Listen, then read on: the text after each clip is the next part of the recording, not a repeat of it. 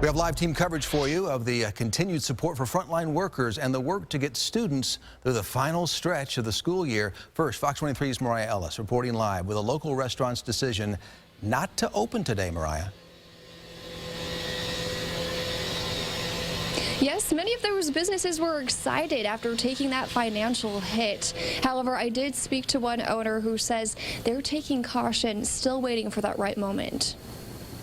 We all want to get back to normal. Everybody wants that, but nobody was excited to potentially expose themselves to any harm. It's the feeling of uncertainty, still many unknowns, that's kept Libby Billings from making the decision to open her doors for dining at the Vault Friday. It comes as businesses across the Tulsa area have started to reopen after Mayor Bynum lifted restrictions set in place to help flatten the curve of the COVID-19 pandemic.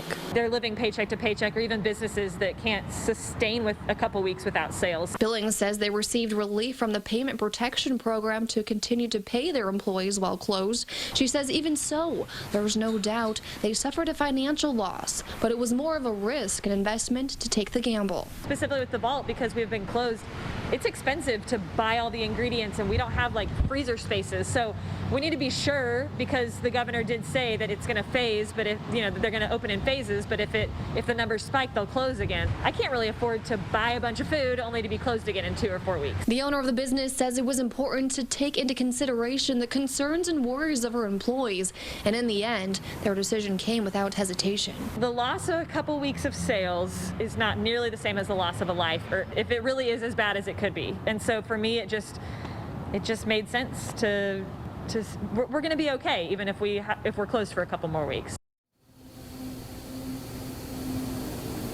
Billings says she owns 2 other businesses that have been able to continue takeout and curbside. She says employees at the Vault have also stayed busy. They have paired up with Tulsa Kitchens Unite, which is a group that's helping feed those in need.